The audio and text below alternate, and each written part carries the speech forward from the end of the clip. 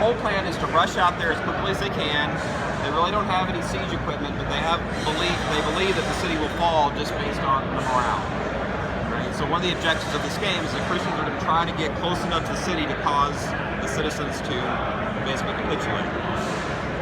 The Muslim forces knew that they couldn't get reinforcements, so they knew they just had to hold out. So they called on city militia, any sort of traveling. I mean, there's merchants that went out and fought, and there's a lot of harassing forces, and they were going to try to slow down the Christians long enough, hopefully, for reinforcements to arrive. So that's the scenario. So let's go over the rules a little bit. Do we have anybody who knows they want to play the Muslim forces yet? I'll do Muslim. Okay, well, so I'll hand out on the other side. You got the other side? Yes. All right, so let's say, so you got no one saw these games. So first of all, a few different principles. I have some handouts.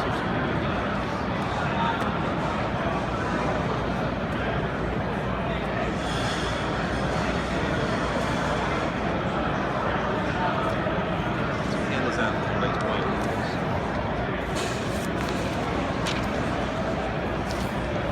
All right, so a few different things. So what we have is everybody has several units. You're going to probably have 6 to 7 units.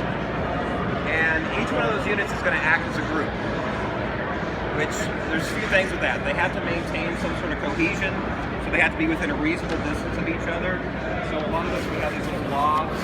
Each one of those blobs, like that's a unit of 12. Right? So they're going to remain close together. The horses, units of 6. Right? Basically have either units of 12 or 6. Right? And they're going to remain within a unit. They're going to basically fight together, so if one of them goes into melee, they're all in melee. If one of them decides to shoot, they're all going to shoot. Right? So they're all going to act as a group. Now, the other thing about this is they cannot come within 3 inches of any other friendly or enemy unit. So as we have it down here, it's totally illegal. Most of these units are too close to each other. So that means that if you're walking along and you come within 3 inches of an enemy unit, you have to stop, unless you decide to attack them. So that's going to dictate a lot of what happens in the game. You can't come within 3 inches of another unit. All these units, when they're attacking, whether they're shooting or whether they're in melee, are going to be either full strength, in which case they have half their figures or more. I should say more than half their figures, and then they throw 12 dice. If they have below half their figures, then they're going to throw 6 dice. So you have some small units like the Knights that, you know, if they have 4, 5, or 6 guys, they got 12 dice. If they go down to 3 figures or less, they're at 6 dice. So they're less potent as an attacking force. Now the way the turn works, and if you take a look at your sheet for any of the units that you guys have out here, right? The way the turn's going to work is one side's going to go first, right? And when it's your turn, you're going to go through a series of things. You're going to have some units that need to test their courage. They've been beaten up in the last turn, so you're going to have to rally them. So that's the very first thing you do. Once you've done that, the second thing you do is you have some units that could potentially have a wild charge, which means they have to attack a unit if they can. We'll go over that in a little bit. So you resolve that to see if they attack. So those are things you have to do. Then once you get through that, then there's things you just decide that you want your units to do. So if you look at their units, there's usually 3 or 4 things they can do.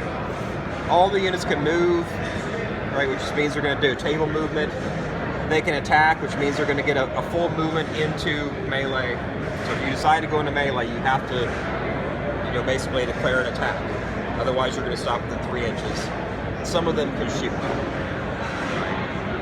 Now, in order to get a unit to do that, so let's say these are all my units, I decide, well, the first thing I want to do is I want to have these guys shoot, right? Well, they're archers, and if anybody has access to the archers, I think they say they shoot on a 6 plus. So what I have to do is I have to take a 2 die 6, and I have to beat a 6. And yes, they are going to be ordered to shoot. And then they're going to carry out their shooting. They're full-size units, so they throw 12 dice. We'll come to the combat next. All right, so that's fine. And I put a little order cube next to them, saying that they've done that. And the Muslims are going to use green, so they've done that. Well, the next thing is say, well, I want these guys to move. well, let's say I want my camels to move. And I look at my chart, what do I need to have the camels move? Let's say it's a 6+. I try to roll it and I get a 5. My turn's over. As soon as you fail one of these activations, you go through all your rallies and you can fail those. You go through wild charges, you can fail those. And once you fail one of these activations that you choose, then your turn's over. So you have to weigh potential success with some of these units. Some of the units, like for example, the knights don't like to move. They love to attack, but just moving, they don't want to do that too much. So you have to kind of make your choices there. So that's the turn sequence. So let's go a little bit into combat. So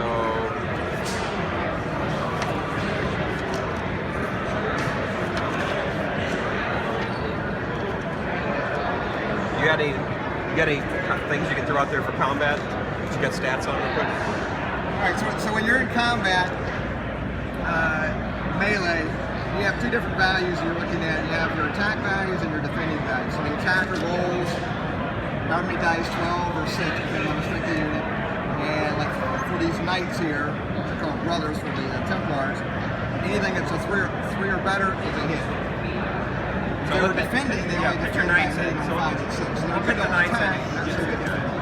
So these are the expert foot yeomen up here.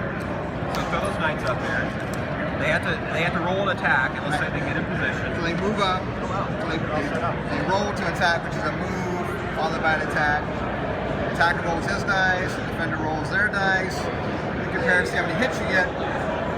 Hits. Then you compare the number of hits to the armor, which is the number of the armor blocks. So like the knights have an armor of 4, so you need 4 hits to kill one guy. If you get 3 hits, doesn't do you any good. If you get 5, you kill one guy, and there's 1 hit left over, doesn't do you any good. So certain units have high armor, certain units like the crossbowmen only have 2, and some guys are only have armor strong. Some units are better at attack, some units are better at defense. So you we'll go through the specials with each player, so because some of them won't apply to you, so there's no point in worrying about it. Really, the only thing that a lot of these units that don't have is counter charge. So if you're being attacked, you can say, all right, I'm going to try to counter charge. You roll 2d6 and you get a 7 out.